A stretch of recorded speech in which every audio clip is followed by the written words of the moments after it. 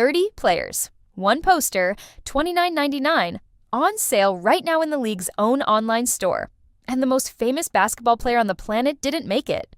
Not benched, not buried in the small print at the bottom, gone, erased. The WNBA just dropped a poster to celebrate 30 years of existence. 30 years, the big one. And the one player who, by the league's own numbers, doubled their TV ratings, sold out road arenas that used to sit half empty, and dragged this entire sport onto primetime network television, is not on it. So today, we're going to do the job the people running this league apparently can't. We're going to lay the evidence on the table, piece by piece, and answer one question.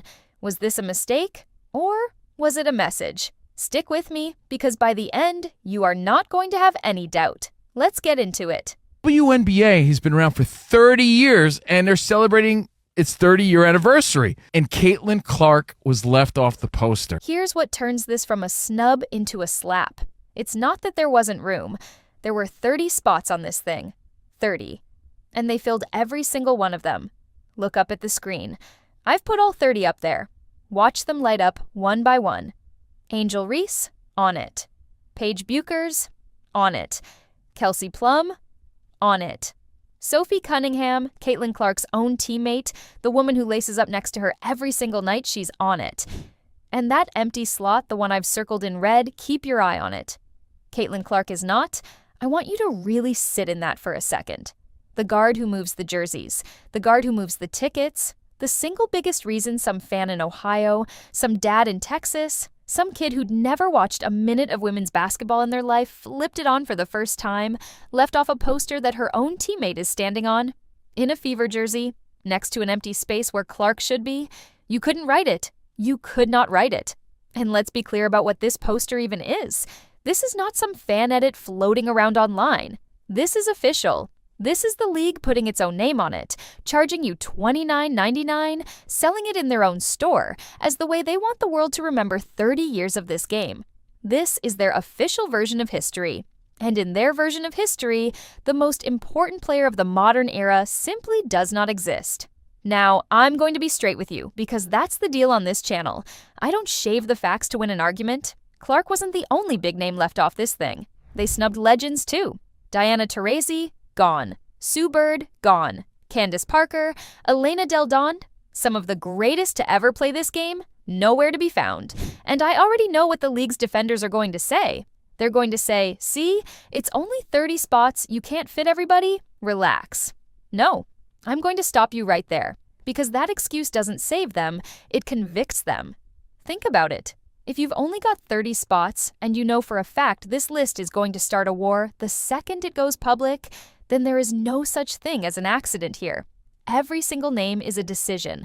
Somebody built that list. Somebody approved that list. Somebody in that marketing office looked at the face of their entire financial boom and decided she didn't crack the top 30. That's not a typo. That's not the printer's fault. That is a choice a grown adult signed their name to. But you cannot put out a promotional poster celebrating the 30 years of the WNBA and not put the woman who is singularly most responsible for the popularity and the newfound money and the newfound way of travel and hotels and all the stuff that happened post Caitlin Clark, coming in like a house on fire. And don't lose this detail, because it matters. They are charging money for it. Right now. This isn't a free post they fired off at midnight and forgot about. It's a product, on a shelf, with a price tag, which means somebody designed it, somebody approved it, somebody greenlit printing it and shipping it and putting it up for sale. At every single one of those stops, a person could have raised a hand and said, "Wait, where's Clark?" And not one of them did. Or somebody did and got told no. And if your blood's already up, if you already see exactly where this is heading, do me one quick favor. Tap subscribe right now, because this channel does not run the league's PR for them. We say the quiet part at full volume. And what's coming in the next few minutes is the part that should genuinely cost somebody their job. You're going to want to be here for it. Okay, back to the table. Now, you don't have to take this from me. Take it from somebody who's been calling the biggest games in this country for 30 years. Michelle Tafoya, veteran broadcaster, no agenda, no dog in this fight, went on the record this week, and she did not soften it. Listen to it yourself. I'll get out of the way. All right, the WNBA didn't make a lot of money. Caitlin Clark comes along and it skyrockets. And it has nothing to do with the fact that she's white. And she acknowledges that. She says, I earned every bit of it. And she did. It's because when she's on the court and she comes down and crosses that line, that midcourt line, she could shoot it at any moment from anywhere and it'll likely go in. And people want to watch that. It's amazing. You hear that? The single biggest mismanagement of a golden goose she has ever seen in sports to a national camera. Her words, not mine. The biggest ever in sports. Let that one land. And then she said the thing the suits don't want said out loud. She compared Caitlin Clark to what Tiger Woods was to golf. A talent that comes along once in a generation and drags a brand new audience through the door. People who were never, ever watching before. That is the single rarest thing in all of professional sports. A player who grows the whole pie. And what does this league do with that? With a gift most commissioners would trade their right arm for?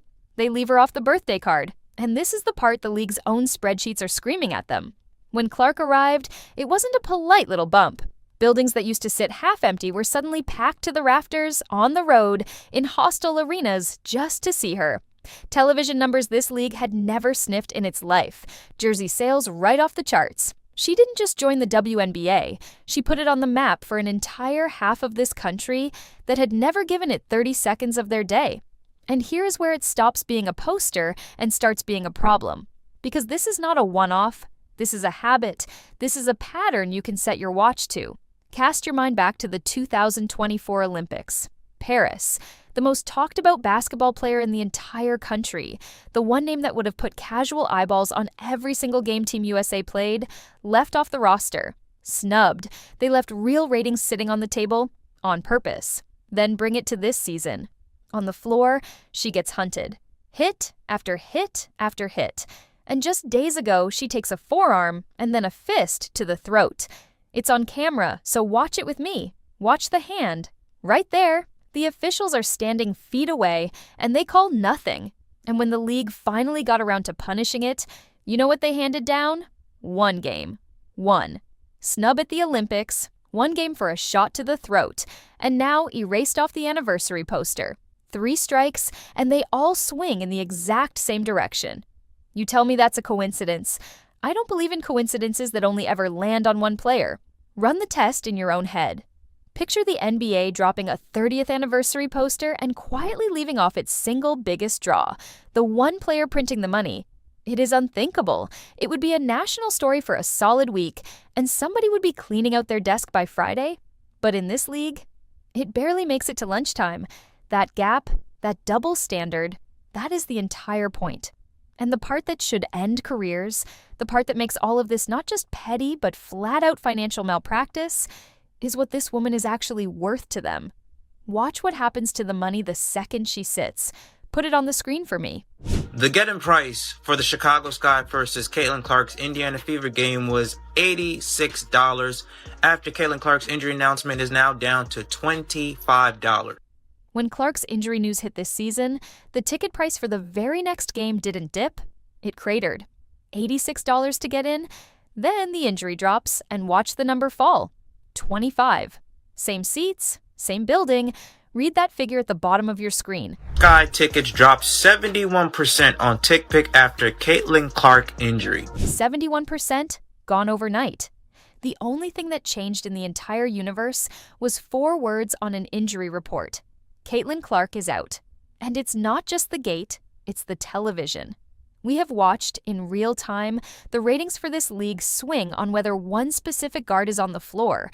When she plays, they're up. When she's out, they fall off a cliff. That is not a fan base that politely showed up. That is a phenomenon walking out the door every time she takes a seat. And these are the people who decided she didn't make the poster. You want to know how obvious this has gotten? Even her own head coach has had enough.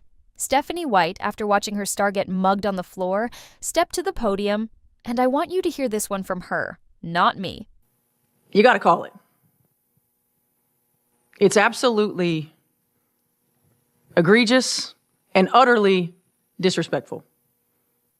We have a generational talent and a WNBA superstar who had 2 cheap shots right there that weren't called. And I just say again, absolutely unacceptable. A generational talent. 2 cheap shots that weren't called. Egregious. That was the word she used? Egregious. When your own coach is using words like that into a live microphone, the dysfunction isn't hiding anymore. It is the whole story. Because here's what's really going on. Everybody outside that building can see this clearly. The broadcasters see it. Her own coach sees it. The ticket market sees it instantly, every single time.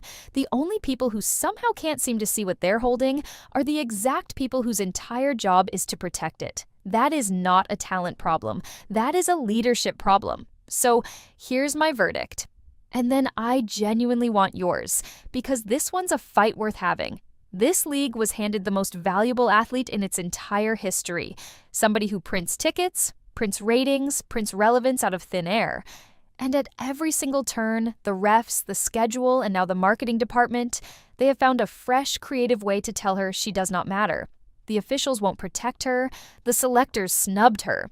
And now the people whose literal job is to sell this league erased her off its own 30th birthday. 3 different departments, 3 different ways to send the exact same message. And the message never changes. You are not the priority here, no matter what you do for us. No matter how much money you make us, no matter how many people you drag through the door. You can call that an accident if it helps you sleep. I'm calling it exactly what a 30-year broadcaster called it, to the camera, on the record. Mismanagement of a golden goose. So now it lands on you. Mistake or message? Did they forget her, or did they leave her off on purpose? Get in the comments and be honest about it. I read everyone, and I think you already know where I stand. If this one got you fired up, good. That was the entire point. Smash that like button so the algorithm shoves it in front of more people, subscribe so the front office knows somebody's actually keeping score, and I'll see you in the next one. Court's adjourned.